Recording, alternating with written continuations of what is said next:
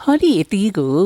အာလူးຫນွေတီဒါမှမဟုတ်မြေပဲຫນွေတီနောက်ပြီးတော့ပိုတေတိုလို့လည်းခေါ်ကြပါတယ်နော်ဟောဒီအပင်ကဆေးဖက်ဝင်နေဆိုလို့အန်တီနန်းကိုမိတ်ဆွေတယောက်ကလက်ဆောင်ပေးလိုက်တာပါအန်တီနန်းကလည်းစိုက်ထားတာအခုတော့အပင်ကလည်းကြီးထွားလာတဲ့အပြင်အသီးတွေလည်းတီးလာတယ်အသီးတွေဆိုတာသူ့ရဲ့အနွယ်အစ်တွေကြားကနေပေါ့နော်အသီးတွေတီးတယ်နောက်ပြီးတော့ဟောဒီအပင်ကလေထူခြားတာတစ်ခုကမြေကြီးအောက်မှာလည်းဥအကြီးကြီးကိုဥပါတယ်နော်မြေကြီးအောက်မှာဥတဲ့ဥကအမွေးစုပ်ဖွားကြီးတွေနဲ့ဒါကြောင့်မို့တချို့က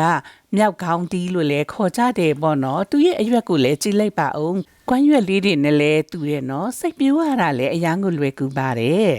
အများဆုံးခေါ်ကြတာကတော့ຫນွေအာလူးလို့ပဲခေါ်ကြပါတယ်နော်ဟောဒီအပင်ရဲ့ဆေးဖက်ဝင်ပုံကိုလေ့လာထားတဲ့လောက်သိထားတဲ့လောက်လေးကိုလည်းပြောပြပါမယ်နော်ဟောဒီအတီးကိုမြောက်ဥဒါမှမဟုတ်ကင်ဆာတီးလို့လည်းခေါ်ကြတယ်တဲ့နော်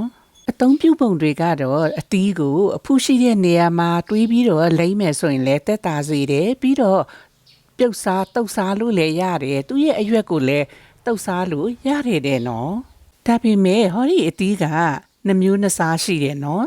အန်တီနန်းတွေ့ဖူးတဲ့ Google မှာသူများစားနေတာကတော့အစိမ်းရောင်လေးဖြစ်ပြီးတော့အခုအန်တီနန်းအိမ်မှာကလိမ်ပေါ်ရောင်ဖြစ်နေပါတယ်ခါတက်တဲ့အရသာလည်းရှိပါတယ်ဒါကြောင့်မို့အန်တီနန်းတွေစားသုံးဖို့တင့်တယ်မတင့်ဘူးဆိုတာ comment မှာရေးပေးခဲ့ကြပါအောင်နော်တရင်စိတ်ပညာအရအာလူးຫນွေတီးကအပူကိုငိမ့်စေတဲ့ဂုဏ်သက်တိရှိတယ်အရေးပြားပေါ်မှာထွက်နေတဲ့အနာစိမ်းတွေအနာဖုတွေသွေးလိမ့်လို့ရှိရင်အနာကိုကြက်မြန်စေတယ်လို့ပြောပါတယ်နော်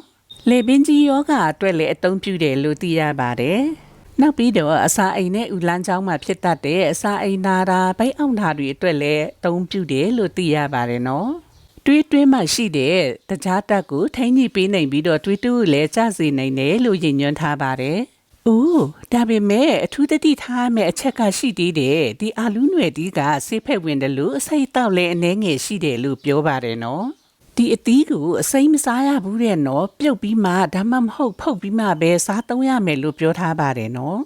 ဟောဒီအာလူးຫນွေတီးကစားလို့ရတဲ့အမျိုးအစားနဲ့အစိုက်ပြင်းတဲ့အရိုင်းအမျိုးအစားဆိုပြီးတော့မှရှိသေးတယ်တဲ့နော်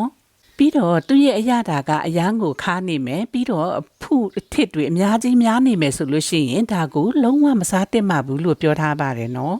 တကယ်လို့စားသုံးမယ်ဆိုရင်ဒီအသီးကိုခွန်ခွာပြီးရင်အသုံးလေးတွေလှီးပြီးရင်ရင်နွေးနဲ့ထက်ခါပြုတ်ပြီးမှစားသုံးသင့်တယ်လို့လည်းပြောထားပါတယ်နော်နောက်ပြီးပြောထားတာရှိသေးတယ်နော်ဒါကိုအများကြီးစားသုံးဖို့မသင့်တော့ပါဘူးတဲ့ဘာလို့လဲဆိုတော့မတည့်တဲ့သူတွေမှာဆိုလို့ရှိရင်ဘိတ်အောင်နာအာနာဝမ်းလျှောတာအဲ့လိုလေးဖြစ်ပြီးလို့ရှိရင်အသေးကိုထိခိုက်တာမျိုးအထီကိုဖြစ်နိုင်ပါတယ်တဲ့နော်ဟောဒီတီးကိုပြုတ်တဲ့အချိန်မှာအရေကအရန်ကိုမဲတယ်အန်တီနန်းက5-6ခါတောင်ပြုတ်ပါတယ်နော်ဒါပေမဲ့လည်းအရေကမဲနေတော့မှာပဲပြီးတော့အခွန်ကိုခွာပြီးတော့မှစားကြည့်တဲ့အချိန်မှာ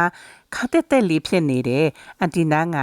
မစားခင် AI ကိုလည်းမေးထားတယ်သူကအရန်ခါနေရင်မစားပါနဲ့လို့ပြောထားလို့အန်တီနန်းကမစားပါဘူးဒါကြောင့်မို့မိတ်ဆွေတို့လည်းစားတဲ့အချိန်မှာတအားခါနေရင်မစားပါနဲ့နော်ချင်းချိန်ပြီးမှစားတာအကောင်းဆုံးပါပဲမိတ်ဆွေတွေအားလုံးကျန်းမာပျော်ရွှင်ရှိကြပါစေလို့အန်တီနန်းဆုတောင်းပေးလိုက်ပါတယ်နော်